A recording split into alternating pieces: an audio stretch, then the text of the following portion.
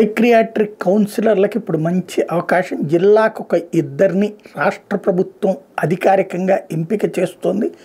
వాళ్ళకి ఉద్యోగం ఇవ్వబోతోంది. వాళ్ళందరూ కూడా చేయాల్సిన పని ఆ జిల్లాలో ఉన్నటువంటి, అంటే ఇప్పుడు 26 జిల్లాలకు సంబంధించి 26 మంది, 26 రోళ్ళు 52 మందికి అవకాశం వస్తుంది.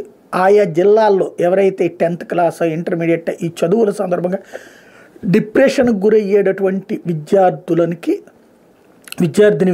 కౌన్సిలింగ్ ఇవ్వడం. ఎందుకంటే ఇప్పుడు విపరీతమైన ఒత్తిడి పెరిగిపోతున్నటువంటి రోజుల్లో అయితే వీళ్ళ పని ప్రభుత్వ పాఠశాలలు, ప్రభుత్వ కళాశాలల్లోని విద్యార్థులకు కౌన్సిలింగ్ ఇవ్వడం అన్నటువంటి దానికోసం వీళ్ళని ఎంపిక చేస్తున్నారు.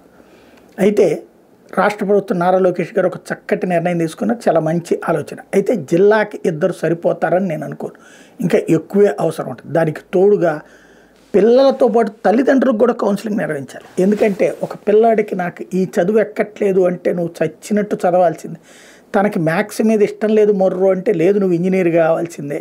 తనకి ఈ బయాలజీ వీటి మీద ఇష్టం లేదంటే నువ్వు ఎంబీబీఎస్ చేయాల్సిందంటే ఇది చదివి తీరాల్సిందే అని చెప్పి ఒత్తిడి తెస్తే తమకు అర్థం కాని చదువులతో తల్లడిల్లిపోతున్నటువంటి పరిస్థితి. అట్లాగే శక్తికి మించి చేసేటటువంటి ఇట్లాంటి వాటితో ఇబ్బంది పడుతున్నటువంటి పరిస్థితి చూస్తున్నాం. ఇప్పుడు ఇదంతా ఎందుకు చెప్పాల్సి వస్తుందంటే తాజాగా లోకేష్ గారు తీసుకున్నటువంటి ఒక మంచి నిర్ణయం, కౌన్సిలర్ నియమించడం. అదే సందర్భంలో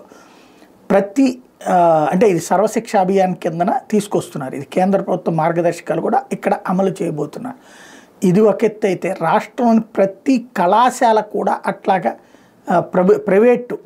ప్రైవేటు స్కూళ్ళు, ప్రైవేటు కాలేజీల్లో కూడా ఇట్లాగా నియమించుకోవాలని ఒక ఉత్తర్వు ఇస్తే అనేక మంది సెక్రటరీ కౌన్సిలర్లకు ఉపయోగపడుతుంది. అట్ ద సేమ్ టైం ఆయా విద్యా సంస్థల్లోనే ఎక్కువ నలిగిపోతున్నారు. కార్పొరేట్ విద్యా సంస్థల్లో అయితే ఎక్కువ ఆత్మహత్యలకు ప్రేరేపణ జరుగుతుంది. అంటే వాళ్ళు ఏదో చంపేయమని చచ్చిపోమని చెప్తున్నారని కాదు, కానీ ఈ పోటీలు పెట్టడం, వాళ్ళ మధ్యన ఎదుటి వాళ్ళని అవమానించడం. నువ్వు చూడు దేనికి పనికిరావు, వాళ్ళు చూడు 80 వస్తుంది, వాళ్ళకి 90 వస్తుంది, నువ్వు ఎందుకు పనికిరావు, దాంట్లో కేటగిరీలు విభజించడం.